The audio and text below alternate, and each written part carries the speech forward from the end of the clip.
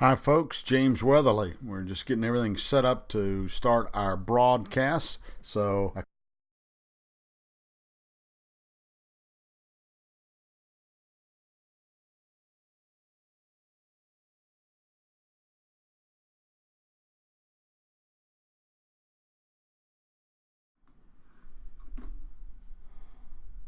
Okay, I think we're back again. So hopefully the technical problem, hey, I've had this happen before where things just are not working right. So this would not be my first time that there is a problem. Now, that's why we have the pre-show, so hopefully we are in good sync by the time we get there. Okay, let's see if we can get this thing going. All right.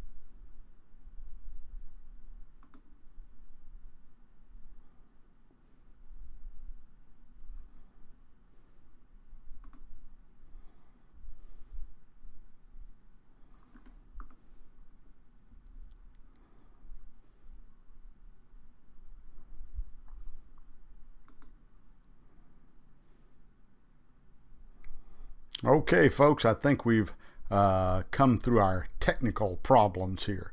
My apologies, but hey, I've done a lot of these kind of things. If it can, it will happen at the worst time. Hi, Robson, how you doing? We just had an internet problem, so I'm just getting back going. It's always good to have everybody join us. I'll put it down. Just had internet failure. Okay. Now back on line. Can't spell, just had internet failure. Well, hey, as we get through this pre-show portion, I'm going to talk a little bit about the 747, and then I'm going to take a little bit of your questions here as people begin to log in here. We'll get going. First thing I want to talk about here is I've done a couple of programs about 747 getting in the cockpit, taking off. Taxiing is usually a pretty hard bit because the pilot's sitting here, the nose wheel's behind him, and you're way up in the air. But today I want to talk a little bit about what we do in cruise flight and then take a little bit of your questions here. So when this clock gets down to says start to begin, that's when people will be logging in and we'll go to the live portion. But I'm going to finish up a little talk about the 747 here and answer any questions that you might have there. Well, one of the things that happens in cruise flight that might seem a little strange is if you've ever been on a 747 on a very long flight, it's a long trip. I mean, you're typically in the airplane from a short one might be 10 hours to as long as 16 hours or so. So the first thing we would always work on is our rest time, because when you're sitting in a seat, you get pretty tired. The rules basically around the world says a pilot cannot sit in a seat for more than 8 hours without, that's his maximum duty, without significant rest. So that's a pretty big problem if you're on the 747 and you're going to be flying more than 8 hours. So in this little section right up here that you'll see right up here, there's a crew rest section. We actually have a bedroom, a couple of nice chairs where we can relax. So the first thing you're going to do when you get on board is you're going to divvy up the time between the active crew and decide who sleeps when, because that's really important. And one of the other things that is important is usually if you can work out with the other pilot ahead of time what you're going to do, you can work on your sleep. For example, if you slept all day in the hotel and you get there and one guy says, "Hey, I want a fly bite now. Can you go to sleep for 8 hours?" You're going, "You got to be kidding me. I've just been sleeping for 8 hours." So I found it was always very helpful to contact the other members of the flight crew in advance to figure out when they would like to sleep, because, some people don't sleep like an on and off switch, and some people don't sleep very well on airplanes. For me, that wasn't too much of a problem, but I did need to know what time I was actually going to sleep.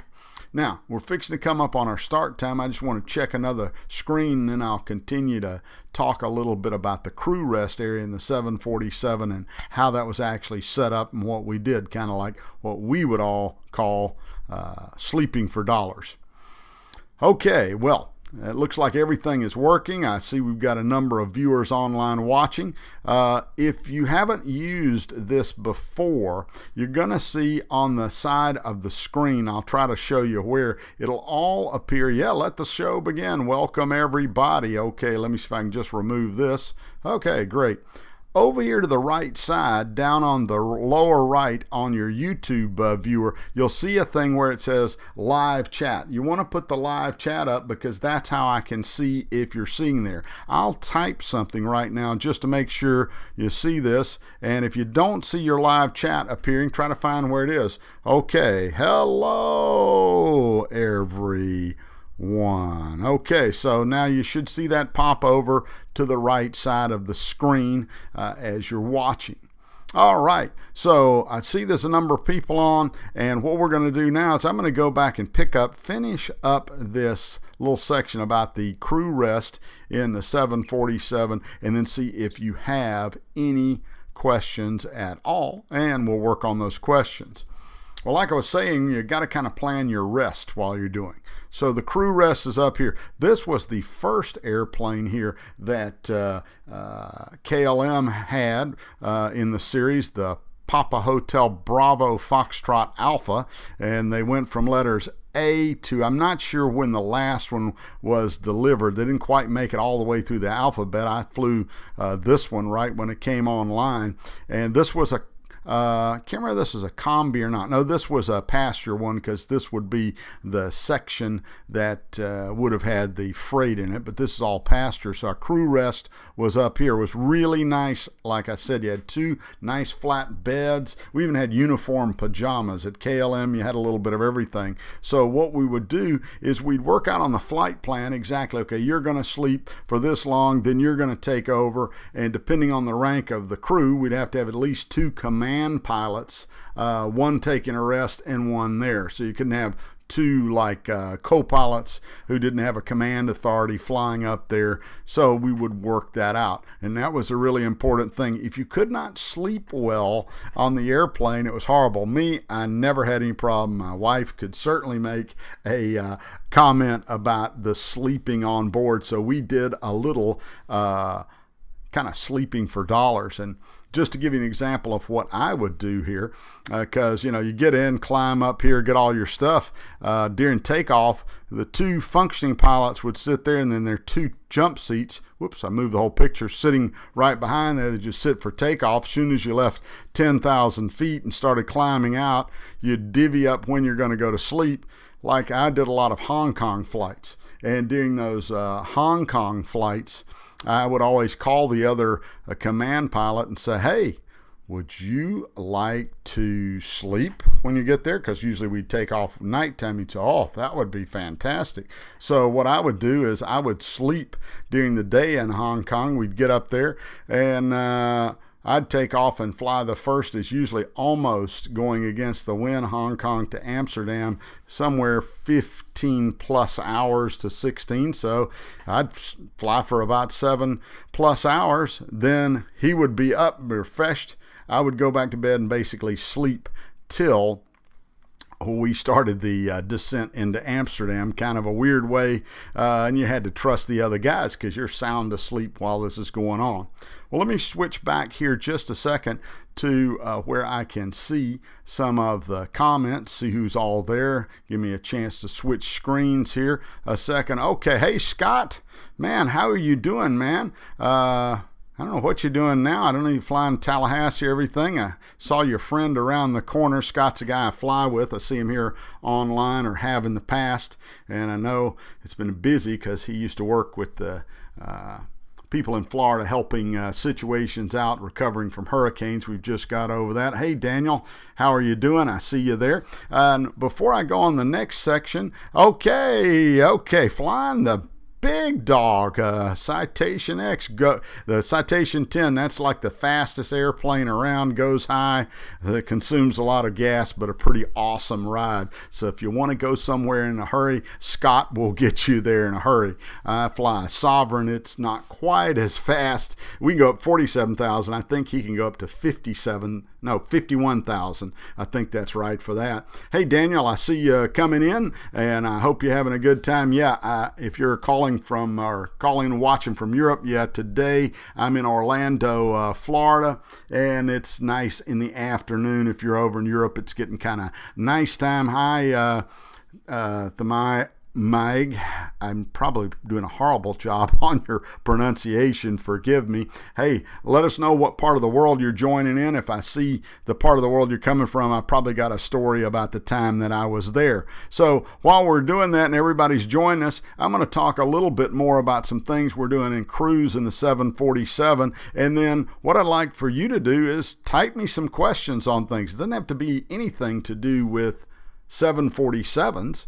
It could be anything. We got a wealth of experience of guys here who, if I can't answer the question, then they can. So that's pretty cool. Let me go back to my diagram here on the 7.4, and I'll kind of watch people as they join. Okay, Central Europe, great. Obviously, I'm an ex-KLMer, so I used to live in Amsterdam, and have a very wonderful evening as you join us. My wife and I love Europe and have spent lots of time there. All right, let me switch back to the screen over here. Well, the resting, obviously, that's important. What else do you do while you cruise? You're thinking, holy cow, man, what a job. You're sleeping for dollars, eating lots of food, going great places. Well, part of that's true, but the jet lag is like going to kill you. My wife could tell you lots of stories about that, but like, for a while, I lived in Amsterdam. For a while, I lived in East Coast of the United States. I'd be in Hong Kong. That's a 12-hour time difference. That's like super, super killer. Okay. Yeah, I see a question from Micah here. I'll come back and answer that one, and I'll tell you some. Well, names will be changed. I'll tell you some stories. He asked a question. You find it difficult trusting the others while you take a snooze. There's a couple of big stories on that, I'll tell you. And hey, welcome from South Africa. I fly for a very nice South African family now that I'm retired. I'm a corporate pilot, and if you speak a little Afrikaans, kan ik een beetje Afrikaans praten. I can speak a little because you may understand my very poor Dutch. And hi, Thomas. It's great to see you. I love to see everybody. If I stop and say hi to everybody, we probably won't get through. I did make it through another couple of pages, and Thomas has a very cool book. I'll try to come back and talk about that. Oh, Sao Paulo. I spent a lot of time in Sao Paulo during my KLM days. I remember spending a New Year's down there. Well, back to the 7.4 a second. Keep putting your comments. I'll stop and read them in a little bit. You know, hey, the sleeping sounds pretty good, but you know, one of the most critical things in flying a 747 on these long hauls, say from Hong Kong to Amsterdam, is the first thing you think about. Now, I want you to imagine this whole wing is full of fuel, and even the horizontal stab on the 400s, they eventually restricted some of that, but on these, all the ones we had, it had full. We carried in metric tons, almost 200 metric tons, so that's a little around 400,000 plus pounds of Jet A. Now, you'd think you could go anywhere, but these four big engines suck a ton of gas up. So one of the most crucial things that we would spend our time in cruise is fuel, watching fuel, fuel, fuel. And the most critical thing, because when you're flying over a lot of these areas, there is no radar, even today. But back 20 years ago, no radar at all, especially en route radar. On a typical route we'd fly at KLM, we would have radar far less than 50% of the time, and then not over water. The new ADS-B and stuff is helping that a lot.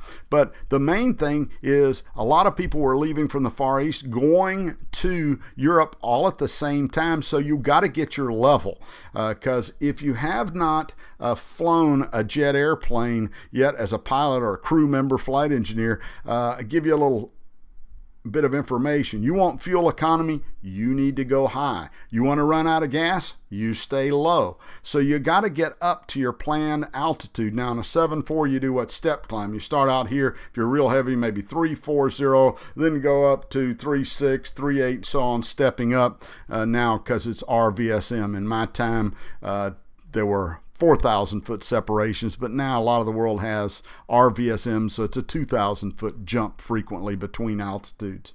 But you've got to get your level. If somebody comes on top of you and you can't get your level, which frequently happened all the time, like out of Hong Kong, we'd fly over where like the Flying Tigers were out of World War II. If you know anything about history, we'd come over Kunming and then coming across into Calcutta, and frequently it's a meeting point. So if British Airways 747 or Lufthansa was there, we might be forced to descend, and that would really affect our altitude. So we've got a great FMS there, and we're looking at that very carefully. But we actually had a piece of paper where we would call what we call a fuel score. It would say, okay, your fuel over Calcutta was supposed to be, say, 149.7 metric tons, and we would look and it would say, oh, you're at 145. You are in deep kimchi. You're already 4 tons short on fuel, so you know you're going to have to get higher, or you're going to have to make a fuel stop. And that watching fuel never quit until you got up to the altitude that you needed to get to. So that was a big consuming thing. And now let's stop a second. Let me go back to some of the questions that we had and things.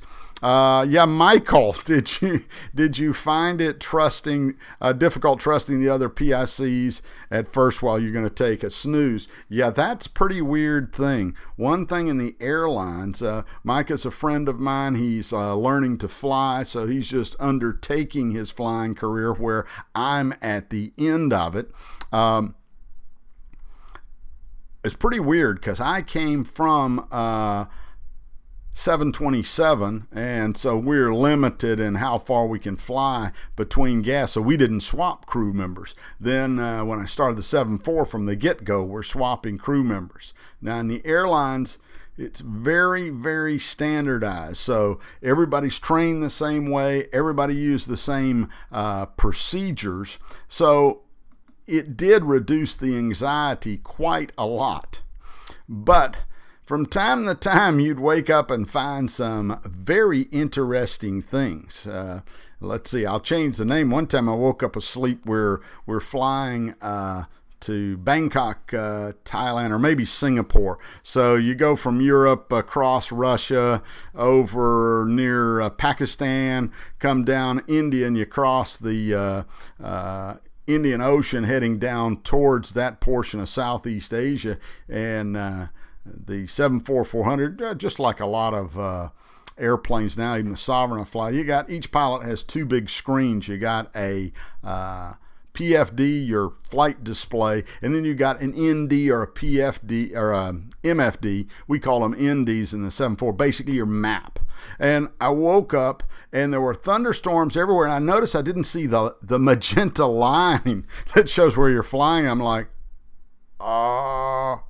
what's happening? Where's the line? And I grabbed up and turned the range up to 640 on it real quick, and realized that we were really far off course. And I knew what had happened. I looked up and we were in heading select, and they said, well, we've been deviating about thunderstorms. I said, did you ever remember to go back direct to the point?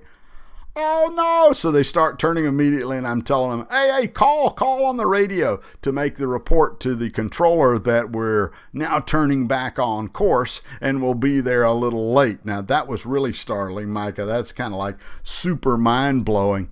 I woke up where I'm asleep and find out the guy really needed to stop for fuel, some things. But I would say out of all the time I spent on there, working or having discussions or disagreements with the other captain or the other command pilot was an extraordinarily rare thing. You know, pilots are kind of like type A personality. It's my way or the highway. And you get too many of those in the flight deck, it's kind of hard to get agreement. But basically, we had very, very little problem. That's a super question.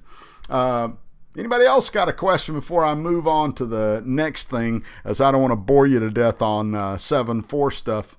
To me, it seems pretty basic, but hey, if you've never done it before, it is a very unique airplane. All right. And I do see Robson, that's like awesome there in Sao Paulo. Are you the Robson that, I don't think so. You're not the Robson that I did the XLS Plus type rating on, are you? I don't know. Let me know if you are. I know some people in my time training as a simulator instructor down in Brazil. I've seen you on Twitter, but trying to keep everybody sorted out is sometimes a little bit tricky. And I'll do a little advertisement. You can see Thomas. Okay, I'm not. I see Robson. It's a good friend of mine, Robson, that he flew for a company. They had a Citation XLS Plus, and I gave him his type rating. I think he's flying Embraer Legacy now near Sao Paulo. And a little advertisement before I go on the next thing. I see Thomas Banks here. He's writing this, or has written this book, which may become a movie in the future, called Indefensible. It's a little bit creepy for me because it's just too close to home. You can go on there on Twitter, on his website, type in Indefensible or Thomas Banks, and you'll see it. It's a book that he's published about, it's fictional, but what creeps me out, and I'll tell you about that in a minute, is the realism of the book. He's a pilot, and the book is written from a pilot's point, but it's about how, fictionally, but it's very plausible, the terrorists of this world use drones to have a systematic, coordinated attack. And I had to tell them I had to stop reading for a while because I'm a veteran of 9/11 and literally watched, like other pilots, the second airplane hit at the World Trade Center. That just brings back horrific memories. And I also served for the Department of Defense and the United States Air Force, flying into Afghanistan in support of our war on terror there. So it just kind of creeped me out. I'm trying to read a couple of pages a day because it is just so absolutely realistic. I'm sure he'll like the advertisement for his book, but he doesn't need me to tell you about that. But take a look at it. It's pretty good. Okay. Now, okay. Yeah, okay. Drone one, you see, got there. So type that in on Twitter and you'll catch that right up. So we talked a little bit about what we're doing in cruise with sleeping. We talked a little bit about the fuel issue, which is a pretty major one. Micah had a good question about that. The other fun part that is slowly being eliminated now is position reports. If I can kind of see, I gather that most of your pilots are interested in aviation. You can just type me a little note. How many of you have ever made a position report to the air traffic controller? I'll see if I see anybody who's done that. This is when you're out of radar contact and you have to call up the controller. It would sound something like this, exceedingly boring. It's from literally the 1920s. And you would go, Bombay, KLM 877 calling on 10. You'd hear this horrible noise from the HF radio in the background, and he goes, yes, this is Bombay, KLM 877, go ahead, position. And you'd say something like, hey, we are checking position Mumbai. You give them the time, 1800, maintaining flight level 340. We are estimating Bombay at whatever the next time you always have this written down. So like 1843, and we're doing Karachi next. Go ahead, and he gives you a read back. So because there's no radar in some of these areas, you have to make position reports. Over the water, you're always making position reports. I used to set an alarm clock to do it, because what you're actually doing is you're giving your position. Michael says, I'm learning to. Hopefully in your lifetime in our airspace, you'll never make one of these crazy position reports. The position report actually went to a radio man who's the operator, and then he would call, teletype computers, then he would send an email to the controller, because you're not actually talking to the controller, and he would say, oh, okay, they're over here. So that got to be kind of complicated. If you're over land there in major cities, you had radar, but en route, a lot of this was just position reports. And sometimes you're flying in areas with wars or conflicts, and you've got to also make position reports to military controllers. That would just drive you crazy doing all this, because it's very manual. You didn't use what we use mostly now, which is VHF, very high frequency radios. We used HF, high frequency, and the quality of the transmission was just horrible. I'll answer this, Daniel. That's a very good question he's written. Do you ever get bored doing this? So literally what we did to start answering this question was, I had an old, I don't have one right here. Young kids never seen it because you'll have an iPhone with a timer now, but I had a little kitchen timer, and I would set it for when the next position report was, so I'd remember to dial up and call up this radio and let them know we're coming. Another item that would happen if you're approaching a barrier, where like today, if you're like out there where Thomas is, I was out that way in Southern California, and I'm flying back the East Coast, the guy just says, okay, hey, they're Los Angeles Center, just contact Albuquerque or Phoenix or whoever, and you just pick them up. They know you're there because they have an automatic handoff. In these old position reports, you actually had to call the guy that you're leaving the airspace and call ahead. So it got to be kind of complicated and was very laborious. Now I'm going to make a note here so I can remember what I'm telling you about what's happening today. Daniel asked the question, said, did you ever have a flight where you were bored while in the cockpit because it's just nothing to do? Absolutely. Oh my goodness. That's the biggest problem. Really, boredom can be tremendous in these areas, like say flying over the ocean, flying over Africa, places there's just not a lot of traffic. Boredom is a biggie. Now, nowadays, you could take your little, like my iPhone, and I could go down and listen to iTunes, plug it in my headset, and do something, because you're literally just sitting there. There's nothing to do other than eat, drink coffee, and you're trying to stay awake.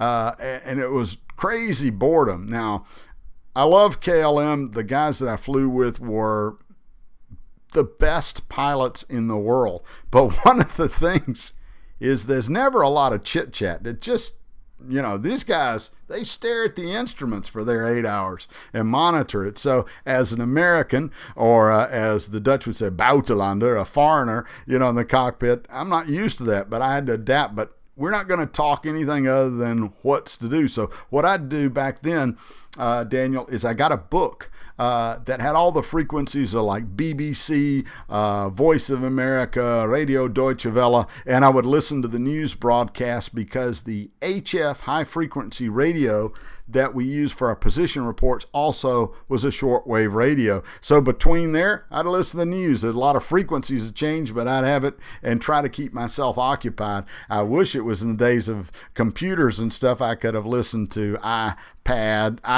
iPods and iTunes and all that stuff. So yeah, it really, fighting boredom is a problem. I mean, you just be staring in there. It's pitch dark, very few people talking, and just staying awake can be a problem. You'd sometimes look over the other guy and he's like, 1, 2, 3. You know, like, hey, you okay? You want to stay there? So sometimes staying awake could be very challenging. In fact, we had a rule on the passenger ones. Every 45 minutes, a flight attendant came up just to make sure on these night flights the pilots were awake and see if they needed a cup of coffee. It wasn't to that they were so nice and charming, but and they generally were, but it was make sure somebody's awake up there. Boeing actually put in the CAS system, that's called the crew alerting system, a feature where if you had not pressed a button, I think it was for 30 minutes, it would simply go bing and say crew alert, and you had to press the reset button to show that you were actually awake to the airplane. So yes, that definitely can happen. Now, on these position reports, those of you who are pilots, you're used to talking to somebody VHF. That's where you pick up a microphone, you dial in a frequency. If you're not a pilot, you can listen to this on ATC Live on the internet. You can hear them talking, hey, tower, hey, departure, hey, arrival. And the communication quality at VHF is very, very, very good.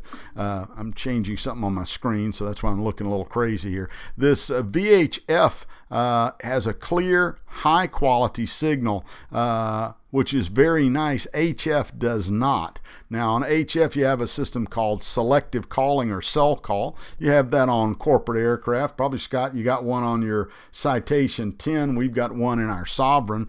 So we don't have to listen. If the controller wants to call us, they go bing and send a little code in, and we hear a chime on the airplane. Tells us the controller's calling, and we answer. It's called cell call or selective calling. Now, all that is in the slow and steady process of being replaced.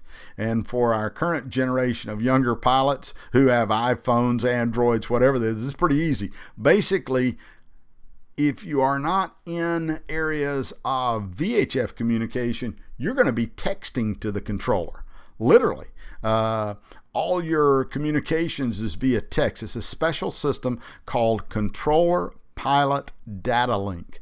So when you're flying across the ocean, you type in your FMS, your little keyboard, like I'd like to request a higher altitude, and this will send by satellite a signal to the controller, and then he will send a message back to you. Yes, you're cleared to climb or unable to climb, and this tremendously improves the safety now as we're switching from voice communication to the data link communication. Eventually, it's going to become mandatory for all areas that are non-radar and places without VHF for data link communication. So all new pilots, it'll be easy. You're just shooting a text in there. One of the great things it does is gets rid of the language barrier. The language barrier can be tremendous. If any of you speak a second language, you know what I'm talking about. Like, for example, in Dutch, if you were to say 69, you actually say 9 plus 60. You turn it around. Some languages are that way. So you can have numbers that are normally reversed in the way it is. You can have just sheer pronunciation problems. And there have been a number of accidents throughout the years because of pilot controller problems in communication. The Controller Pilot Data Link, CPDL, is going to eliminate this tremendously. Okay. Oh, yeah. Daniel, you obviously have thought this out. I don't know whether you're a pilot or not, but that's a good question. Daniel asked a very appropriate question, and some of these, it's kind of terrifying to the general public if they knew what goes on. Daniel writes, what would happen if you try to send your position report, but the ATC does not answer? ATC stands for Air Traffic Control. So you're unable to submit your current position. And did that ever happen to you? Yes, that happens. And that has happened to me several times. A little background. When you're like flying one of the busier routes where you don't have radar, like the North Atlantic, the North Pacific, there's what's called OTS, Organized Track System. So they establish exactly the path that everyone's going to fly. There's a very regimented procedure. There's lots of airplanes flying, excellent HF and satellite coverage. So very rarely do you ever have a communication problem? If you did, you could just dial the VHF air-to-air frequency and somebody could relay for it, or you can literally pick up your satellite phone and dial the controller and say, hey, this is KLM 843 calling Prestwick. I need to make a position report. You're not answering on HF or not answering on data link, and they actually will answer the phone and take a position report. Now, that's a pretty easy solution, but there are certain parts of the world, Africa, for instance, as most of you know, Africa, a lot of people there just struggling to find something to eat and stay alive. So many of their air traffic control services are not so good. I, for a while, flew out of Ethiopia down into deepest, darkest Africa like the Congo, and also flew a lot over the Sahara Desert. It is extremely common that you cannot reach the controller. Terrifying. Well, I would have new co-pilots, and we're doing this, and I'd ask, I was flying like inner Europe and there. Okay, so this is kind of new. Oh, yeah. I said, okay, why don't you fly and I'll work the radios? Probably take you 2 years to figure out the radio. So you come over there and you try to call the controller, like, okay, let's take one of these, Khartoum over the Sudan. They're having a civil war. Khartoum, Khartoum, Khartoum. This is Ethiopian 477 position. No answer. On all these areas, and you are right, Thomas, fly your last clearance and flight plan, but what happens is their air-to-air frequencies, because this is such a common problem. These are VHF frequencies. I'd have to look on the chart. Maybe another pilot's listening. It might be something like 123.6 might be an air-to-air. So like over Africa, I'm listening to the air traffic control radio, I'm listening to the emergency 121.5, and I'm listening to this air-to-air. So we had 3 VHFs. Now, I would then hear other aircraft like British Airways in their very definite voice. This is Speedbird 477 position. I'm approaching Sun Airway at Khartoum, and they'd tell you this. Wow. So they're telling the airway a full position report on this air-to-air. Well, the new guy, he's like terrified. Do you know where they are, James? No, not exactly. Well, what are we going to do? I said, what altitude are we at? We're at 350. Only thing we care about is another airplane at 350. Speedbird was at level 330, so he's not a factor. So what you would do is you listen to the air-to-air frequency when you cannot get a hold of him, and then if you heard him at the same altitude, boom, hello, ho, ho, ho. As soon as he finished transmission, you'd say, stop, break, Speedbird 442, this is Ethiopian 212, go ahead. And he would say, yes, go ahead, Ethiopian 212, whatever your flight number is. I should write some of these down. And you would say, we are now 57 DME south of Khartoum, southbound to Nairobi. And he would say, Roger, we are now 100 miles south of there, but we are on airway blah, blah, blah. Or he'd say, I'm on the same airway at the same altitude heading at you, which shouldn't ever happen. But trust me, in Africa, crazy things can happen. So we would work out a plan to diverge from each other, and the pilots would separate each other. Now, Robson asked a good question. TCAS. So I hope, Daniel, that answered your questions about what we do. We talk to each other, because there are not that many airplanes in these parts. It's not like you're over JFK and you're going to say, hey, the controller forgot to turn me. Am I going to hit you, United? No, these are where there's very few airplanes over deepest darkest Africa, over the ocean, something like that. But Robson asked a good thing.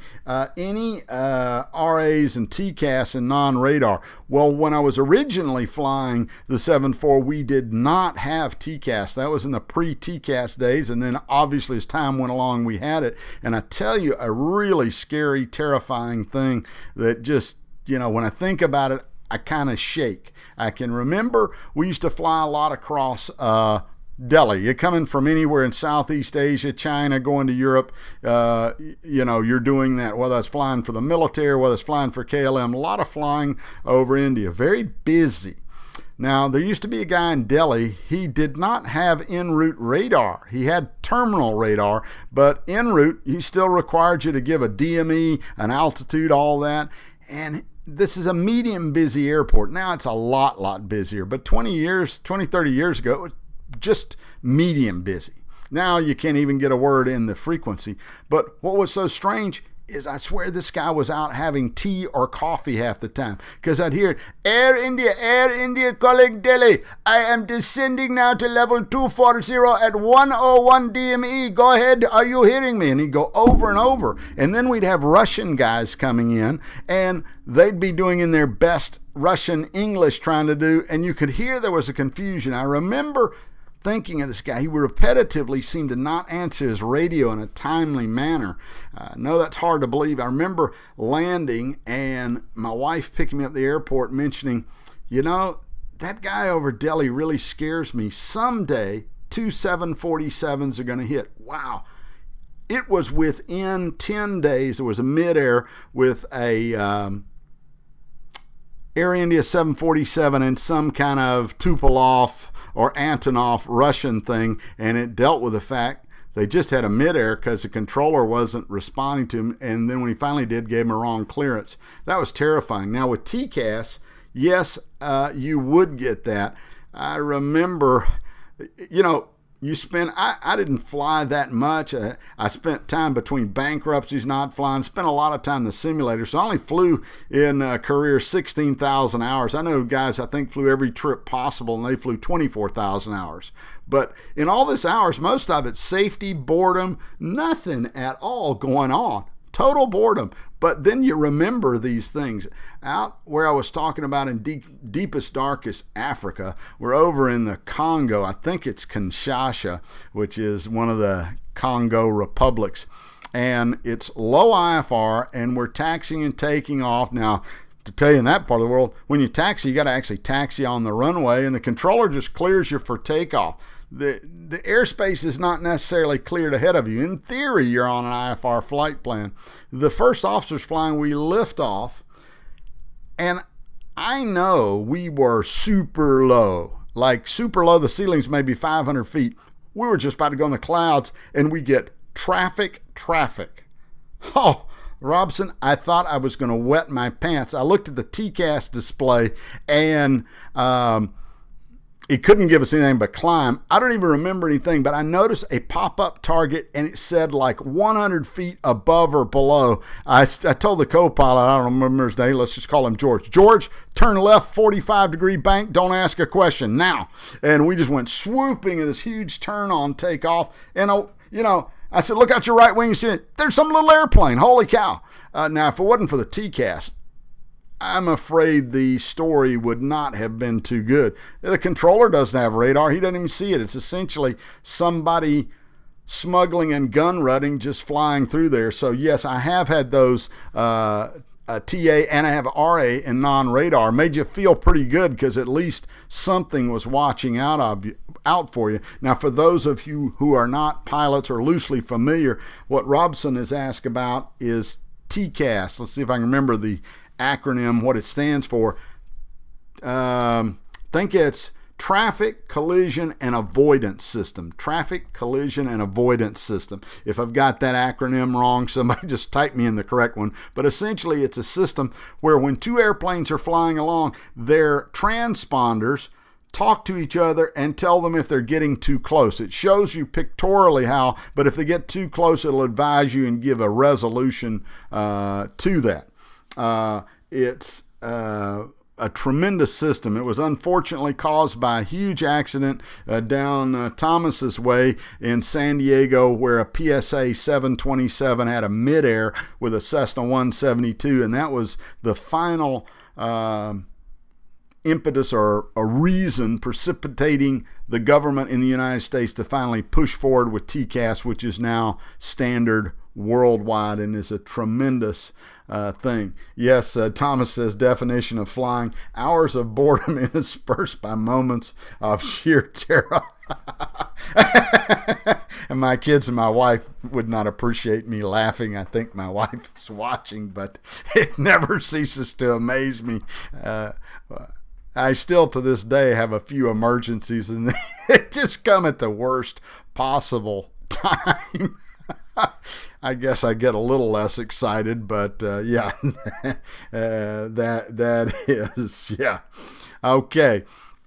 Wonderful. I'm enjoying the inputs tremendously. Back to the TCAS thing, one of the things I learned from the old KLM captains who really taught me about flying around the world, and I remember the first time this happened now in my era, because I was pretty young when I made it to the 747. I was one of the younger type-rated captains, but these are guys who actually had started flying for KLM right at the end of World War II and started as radio navigators on things like DC-6 and Constellation.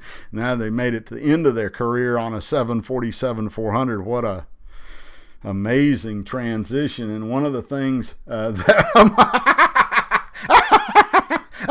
sorry.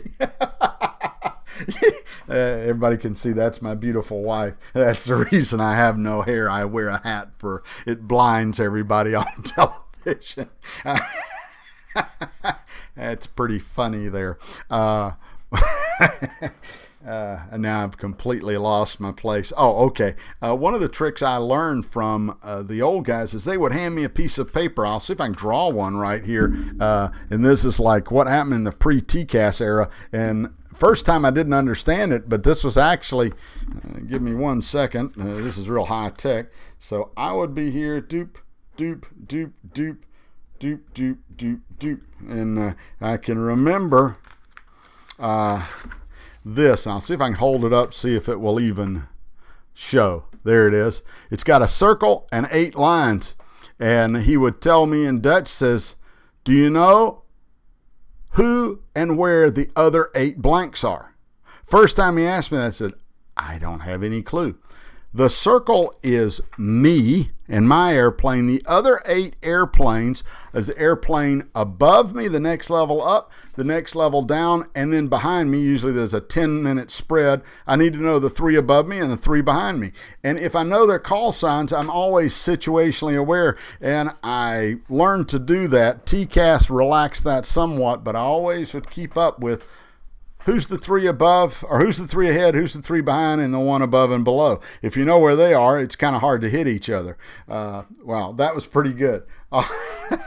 That was very funny. Okay, we're working towards the end of the show. I've had a good time. It's a pretty big tickle. I've got just a couple more things that I'll share on the 740. Anybody have some other questions before we move on to the last little thing? And I'm going to switch to a different setup here. This I can go on forever for this stuff, but I want to go to this picture. Hang on. Technology may exceed me. Let's see. Oh, there we go. Hey, there I am. This is a little dimension of the 747. You know, it is a big airplane. There's no doubt about it. Yeah, I fly a Sovereign, which is a really nice corporate jet. If I had extra millions of dollars, I'd have one. It can go generally from one end of the U.S. to the other and go across the Atlantic. It's got 9 seats in it. It's really nice. Flies very high. Usually we can climb straight to 43,000 and we burn off some fuel 45 and 47. But it's pretty much a trainer jet. The entire weight of that airplane doesn't include even what we carry in the smallest reserve tank in a 7.4. That took me a while to understand fuel when I got here, and I flew what I thought was a cool small airplane, a 757. But I just wanted to look at a little bit of the dimensions. We'll finish up and then call it a pretty successful first go of this. One of the things here in the 747 is the sheer height. I don't think this shows that. Well, it doesn't. You can see the tail is 63 feet, 8 inches from the top. But if you go right over there, you figure that's about 32 feet. That's the eyeball of the pilot. Now, that's dead level with the mains and the nose strut compressed. If you ever watched these documentaries about the 747, they showed this gizmo that they developed in up in Boeing in Washington that looked like the craziest contraption. Had a guy sitting on a chair with a steering wheel. I wish I had a picture. I'd show it to you. It's fairly famous. And on this contraption, like driving a tricycle, but he's 35 feet in the air. That was the trainer to see if a human being could taxi a 747. The hardest thing for new guys was taxiing and then getting the visual perspective for a landing. Because when you taxi this thing, first of all, you're sitting here, the nose wheel's quite a ways behind you. I'm going to estimate it's about 6 to 8 feet as best I remember. You can sort of see this distance on this chart. So when you're taxiing around, the nose wheel is behind you. So you have to do what we call oversteer. So when you're going for a 90-degree turn, you're sitting out looking over the grass in the taxiway, because if you didn't, this huge 36-foot wide, what we call the wing gear, would go in the grass. So you have to make this huge, wide sweeping 90-degree turn, and you're over the grass. And so when you're checking out a guy in there, you'd tell him, okay, now whatever you do, taxiing is going to be really difficult, because you're going to be thinking you're not moving, you're going too fast, and then you've got to oversteer, go way out. And he said, I got it, James. Well, the first thing we do is say, hey, dude, we're doing like 40 knots.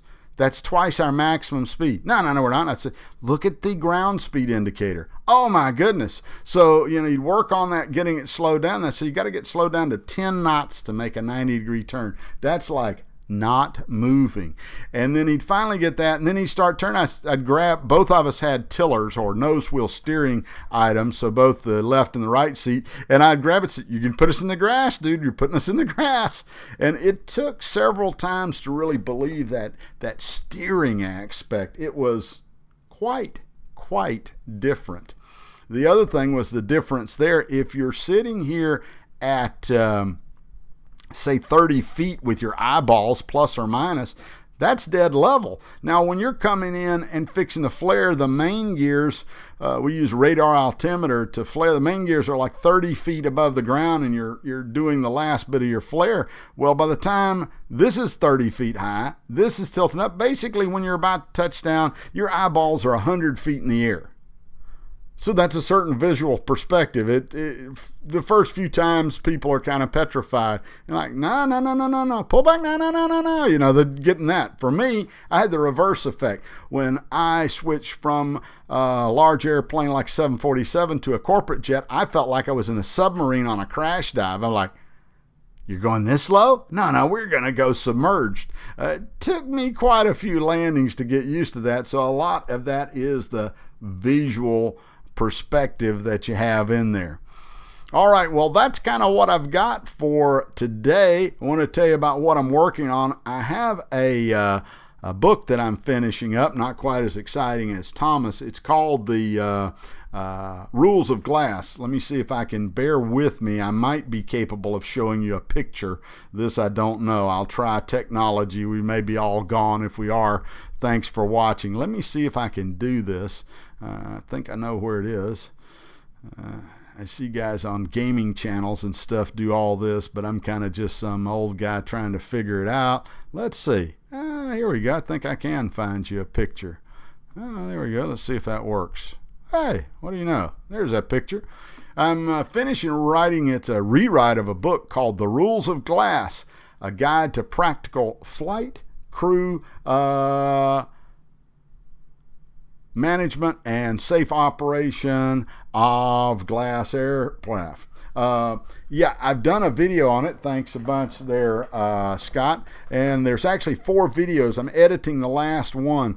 I'm going to make an offer on the book. It's really just a guide. I'll tell you, see if I got. Here's the original book that I wrote when I was a 757 program manager. Not quite as snazzy. This has been a little while ago, but it really helped a lot of people understanding what you do. It comes from, I was in the first group that was transitioning to the 747-400 from the classic 74, so I was trained at Boeing on these procedures, and I've found over many years, a quarter of a century, they've kept me alive, and it's a great book. I'll be finishing the last video, then get the editing done on this very simple book, and I'll let you know when it's available. Hey, I appreciate everything that you've done supporting me or watching me. It's very interesting. Thanks for participating. I'll try to let you know on Twitter when I'll do the next one of these. I can do them out on the road. It depends on my internet connection and stuff. Basically, my schedule is next weekend I'm keeping my wonderful grandchildren. Probably won't be quiet enough to do it. And then after that, I've got a Phoenix and Las Vegas trip, followed by a trip up to the Arctic Circle, literally in Canada, and then back down to Boston. So I've got a medium busy flying schedule. So I'll keep you informed. Thanks everybody for watching. Keep on the Twitter at JTWPilot. And okay, yeah, I'll send you by email, Scott, what's going on. I try to do that. It may be a couple of weeks till I do another live broadcast. You've entertained me a bunch. I thank you so much, and we'll keep in touch, whether it's by email, YouTube, or Twitter. Thanks again, and I appreciate you watching. Bye now.